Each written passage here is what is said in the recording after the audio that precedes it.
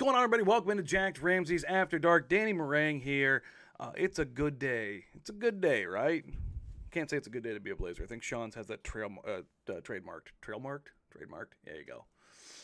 Blazers win. They get off the schneid, so to speak. It had been a rough going. Everybody panicking. Sky is falling. Blazers are at 11-11. And they go out and they have a very fun basketball game.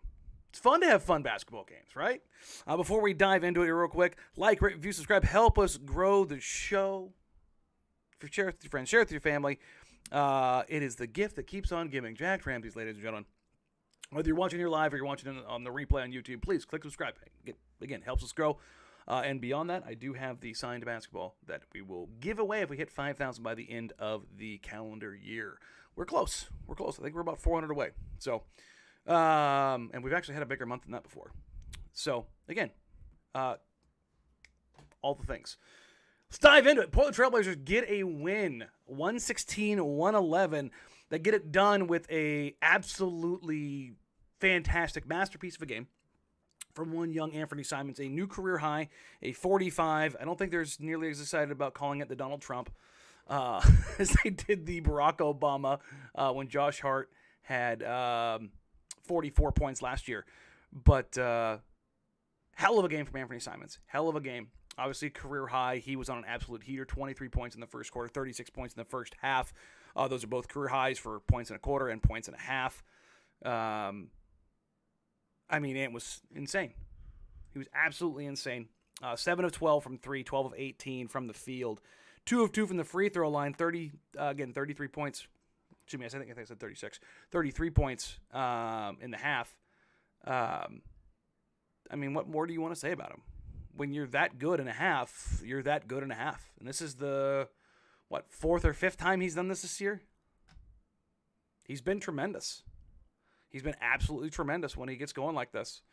It's been more often than not. Let's go ahead and check the NBA numbers. They've probably updated by now. His season averages are, I don't think you can ask any more of him.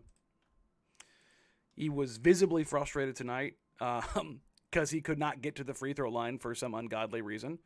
Yeah, Ant's up to shooting 44, 39, 89, averaging 25, 5, and 3. 25, 5, and 3. Just absolutely tremendous stuff from Anfernee Simons. Was able to get a little bit more and hit some free throws when they absolutely mattered down the stretch. But he was clearly gassed by the time they went to closing time. Got a little bit sloppy, lost the ball a couple times late. But then he comes up with arguably the biggest defensive play of the night, getting a strip on Jerami Clarkson to basically put it away. I don't know what you mean, what more you want from the guy than what he gave tonight. He's been tremendous. He's been absolutely tremendous. Best supporting actor in the first half and in the second half. Actually, Jerami Grant went from best supporting actor to lead actor in the second half. Jerami Grant was fantastic for the Blazers when they needed him most in the final quarter. 13 points, 8 of 11 for the free throw line, only 2 of 5 from the field. But Ant was very clearly gassed, and Jerami was going to be the guy to bring it home. And he delivered. He absolutely delivered. I'd like him, obviously, to see a little bit better at the free throw line. I would definitely appreciate that. But Grant everybody saw that Ant just, legs weren't there. He was 0 for 1 in the fourth, but 2 for 2 from the free throw line. Did have those 3 turnovers. You could see Chauncey and Dane both kind of chided him and said, you need to lock it in here. But Jerami brought him home. I thought Jerami was tremendous tonight. Just fantastic. His offensive game, 10 of 18 tonight, 2 of 5 from 3. He continues to shoot well from 3. Getting to the free throw like he has been unreal. Had 5 assists, which is pretty uncharacteristic. Didn't grab a rebound. People will be mad at that, but also Trendon Watford was a hoover tonight, so good on him. And we'll talk about all the bigs tonight because I thought they had a incredible performance in the second half. But Jerami Grant continues to be a monster. I'm waiting for the shooting to drop off. realistically, I am waiting for the shooting to drop off solely because he continues to shoot the hell out of the ball.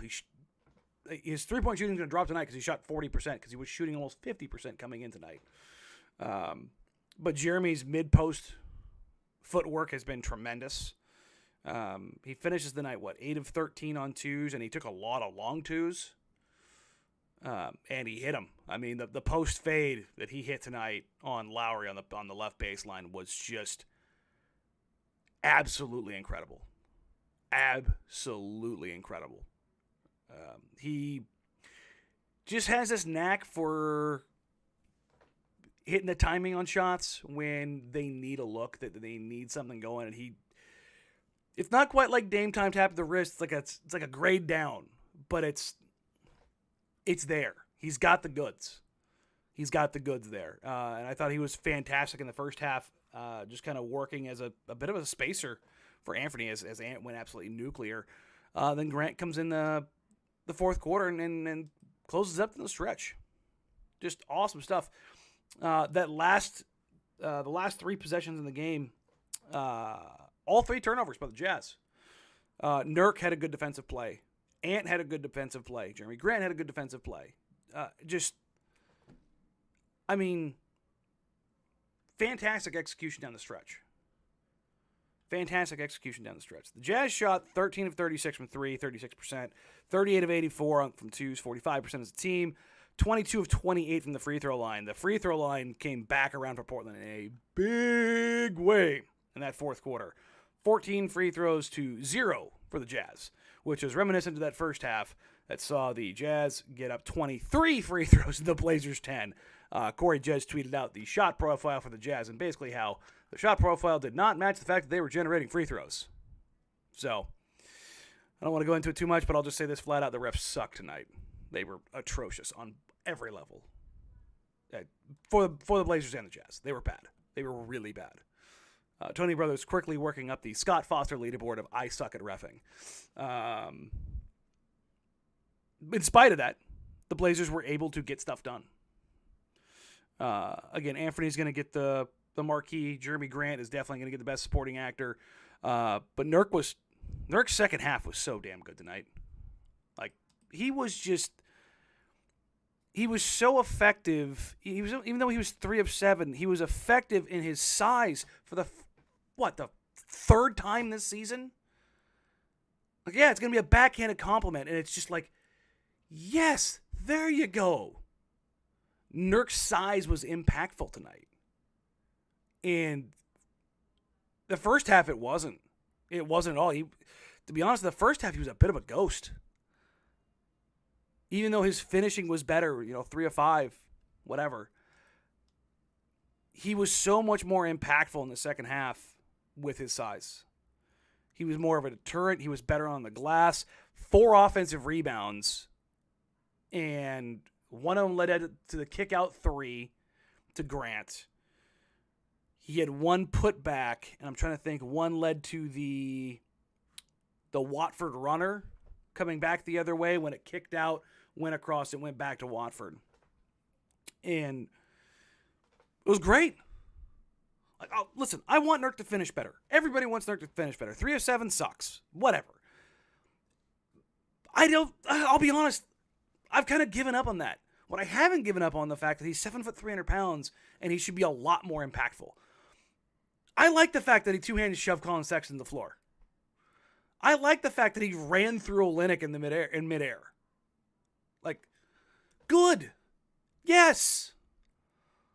Walker Kessler let Shaedon Sharpe know tonight, don't come in here. Like, be big. Be impactful. And I thought Nurk was great with that tonight. In the second half, not in the first half. The first half, he sucked. I'll be honest. I was about to be irritated again. Like, come on, man.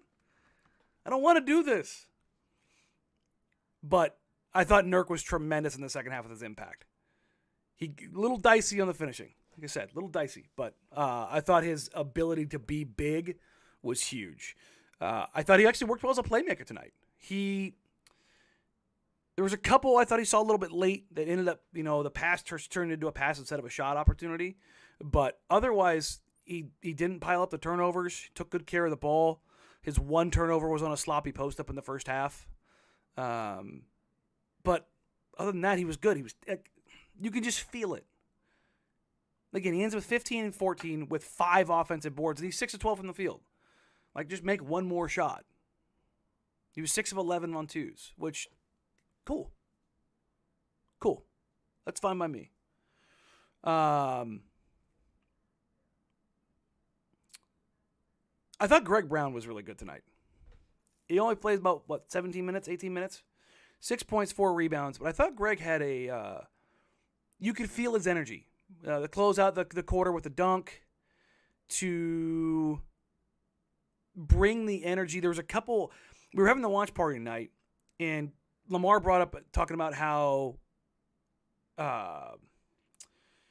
Greg is really good individually, defensively, like straight up in front of you in practice, and he sees this all the time. And I've heard basically the same, that Greg is like, when you're talking about his tools, that's what he has. He's 6'9", super rangy, super twitchy, super long. And I thought there was 3 or 4 possessions tonight where defensively he was very active and after it, and it pushed Utah out of their attack and made them have to extend their offense further as opposed to extending the defense out. When you make them feel you can kind of push that out. And that's a credit to Greg. I thought there was an energy boost that's saying it's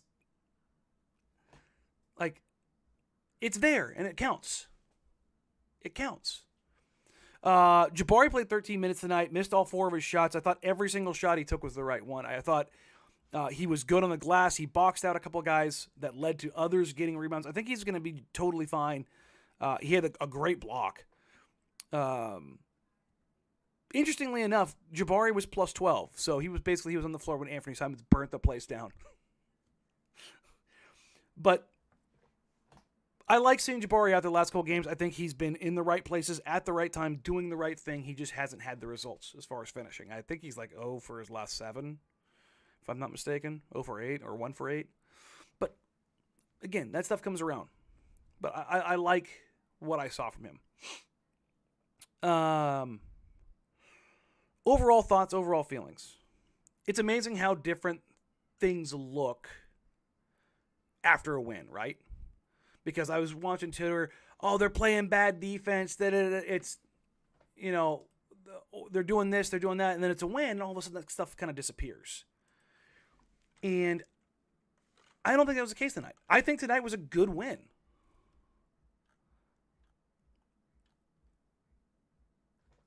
Oh, Dame's out here tampering.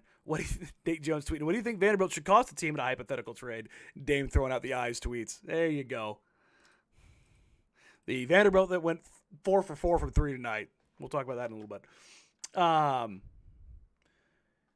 General feel of the game tonight. This is more about those coin toss games, right? But you put yourself in the position to win a coin toss game by being there down the stretch. And that's the process. And you saw the defense ratchet up a little bit. Obviously, 3 turnovers is probably asking a little bit much. There was some luck there, too. There was, 3 or 4 plays before that. I want to say it was about 2 minutes left. Malik Beasley got left wide open on a bad rotation for 3 in the corner. There was another missed 3, I want to say, by Horton Tucker or Clark. No, it was Clarkson above the break. I know those 2 guys look very different. But wide open look again. So a little bit of shooting luck goes their way. But that's how that stuff goes. That's fine. That's totally fine. But the process for tonight was fine in the sense of, yeah, you're not going to count on Anfernee Simons going for 33.5 or 23.25 or finishing with 45. That's not what I'm talking about. When they rode what they needed to ride in that period because they don't have that many options. And Ant crushed it. In the past, he may have tried to defer. I thought he had a really good game in the sense of he mixed up his 2s, mixed up his 3s, and he knew that he had to keep going. That was a change from 2 weeks ago when he was like, I need to come get the ball. Well, tonight he did, and then he didn't take care of the ball, and he said, okay, I need to get this ball to Jerami Grant. But he made sure the ball got where it needed to go. That part of it is a little bit of growth. That's process. I thought the flow of the game was much more reminiscent to the beginning of the season in that they're, even if they weren't pushing in transition and getting transition bucket after transition bucket, what they did do is they pushed the pace and they got into their offense sooner. They finished with 4 fast break points. 4. But they took good care of the ball, only 13 turnovers. They got a couple steals with 5, and they absolutely pounded the offensive glass, 12. And you get to that number, I think the magic number for Portland is 50 points in the paint. That's where they kind of need to get 50 points in the paint. So the ultimately what they were doing tonight was not quite where they were to start the season. What they did tonight had kind of pieces of that. Getting into the paint more often, generating some points off turnovers, taking better care of the ball. Where they didn't get it is the fast break points. The difference here is that they were making threes. So it's kind of like this sweet spot that they found in a sense of like where their shot profile is coming from. Also, being this shorthanded, we've talked about this a lot, they're not going to get out and push pace all that often. But what you can do is you can get into your offense sooner and attack a defense before they get fully set. I think that's a difference. You know what? I didn't talk about Shaedon. Rough shooting night for Shaedon, 3 of 11. He discovered Walker Kessler's every bit of 7'2". That's what he figured out.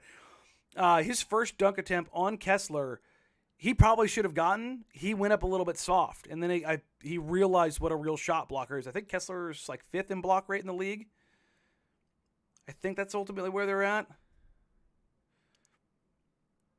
Somewhere around there. I don't know. I'm guessing at this point. I know it's high. But for everybody asking for Shaedon to get more shots, he was, 4th in shots tonight? Yeah. 4th in shot attempts. That's not bad. Listen, some nights he's going to hit, some nights he's not. Sometimes he's going to get in foul trouble, some nights he's not. If you can get a night for Shaedon Sharpe where he gets 11 shots up and you get a win, thumbs up. Thumbs up. I am all about that. Yeah, 100%. The Blazers, unfortunately, go back-to-back now. They take on the Indiana Pacers tomorrow. I have not gotten a green light. You know what? Let me check my phone. Whether or not Dame is going to go or not.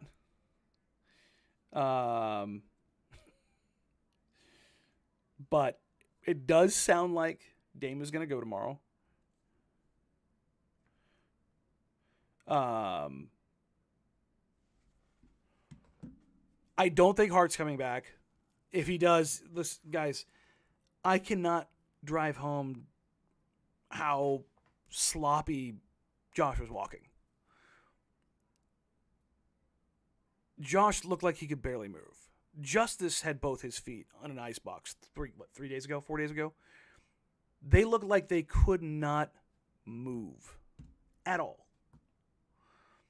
For Justice to be out there playing, wow.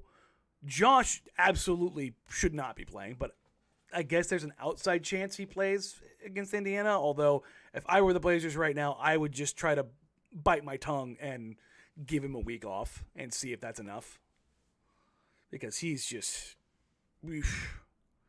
beat up. And as we saw, Nas will be out for 6 weeks. Unfortunately, the guy just can't get lucky. I mean, he hit the floor that night, and he let out a pretty real scream, enough to where the medical staff kind of raised their eyebrows. They got out there, and originally diagnosed as a hip strain has led to a fractured femoral head, and he's out for a minimum of 6 weeks. Minimum. Because here's the thing, guys, and I'm not trying to spook anybody, but one thing you have to worry about with injuries like this is that this is the kind of thing, if you remember Zach Collins' foot, where they ultimately had to put pins in because it wasn't healing, and then the pins went bad and it actually caused more damage. Hopefully, whatever you do, hope, pray, burn incense, crystals, whatever, put all the good vibes out there for Nas and that this thing heals up quick and they don't need to do an additional surgery. Because if they do, then he's being shut down. 100%. So, Again, not to be Debbie Downer, but anytime you're dealing with the femoral head, you have to be careful. I know I'm having mine rebuilt, so I've unfortunately been through the medical hoops of that. But let's look at tomorrow, Sunday night against the Pacers. What are they going to be up against? And it's going to be a really fun game. I'm super, super excited to be in the building for this. For those that have paid attention over the draft cycle of last year, and guys we talked about, I had Mathurin stupid high on my list. He has been my guy as far as like the biggest boom bust guy out there. He just won Eastern Conference Rookie of the Month. Again, that's over Paolo, remember, in the same conference. He's currently averaging 19, 2 and 4, 2 assists, 4 rebounds, shooting 43, 40, 80. He looks like he's a real deal. Now, this is about the time we start hitting the rookie wall. He's their sixth man.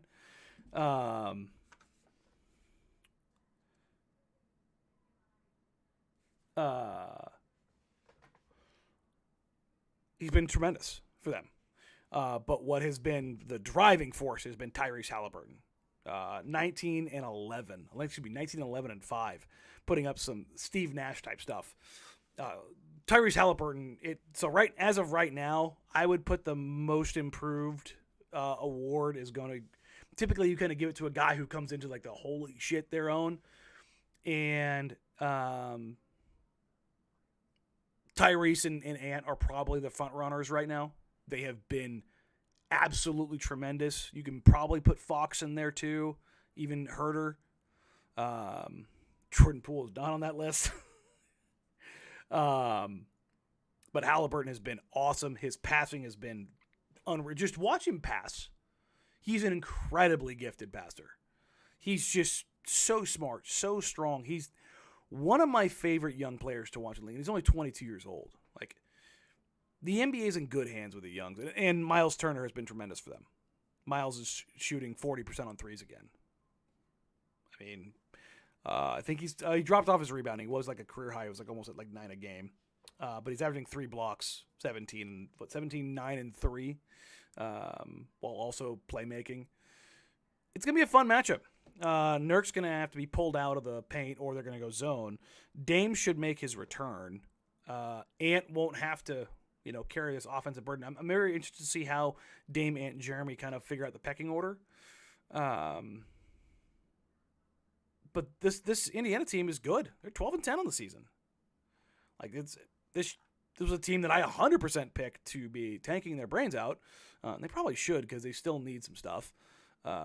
If they got another top 7 pick with Halliburton and Mathurin and whatever they get for Miles Turner at the deadline, they're in a really good spot. They're in a really, really, really good spot. But the Blazers, again, if they pick up a win here and they're 13-11, we talked about this between now and Christmas. What does it look like for them as far as winning the games that you can, making sure you get those, and you can finish at or above 500? It's not that hard. You got one out of the way in the Jazz. Okay, that was one of those games. Indiana, even though it's a back-to-back and you're shorthanded, you're getting a little bit of juice and you're getting a little bit of boost from Dame's return. At least you should. Pick up where you can, and then go from there. So I'm optimistic that they get to Christmas at or a game or so above 500, which is all we hope for coming into the season, right? I'm cool with that. I think it's a good place. No show tomorrow unless I come home and do a After Dark. But we'll do a mailbag on Monday. Okay? And then we'll kind of go from there. But Blazers get the win. Get back above 500. Maybe wash some of the bad taste of the LA losses. And kind of figure it out. So,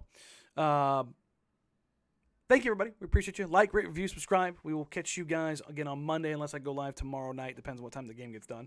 And it's another point. Utah takes an L. You love to see it. They're driving them down.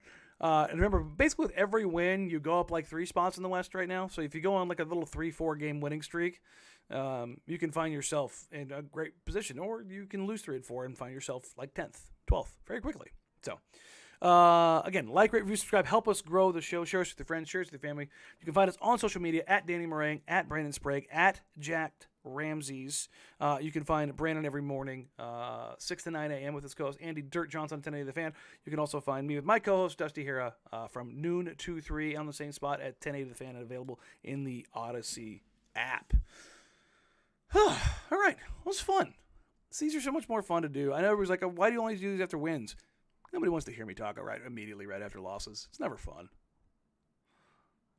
Never fun. I'll be honest. I don't want to talk after losses. Like, I just spent 2.5 hours watching them lose. Boo.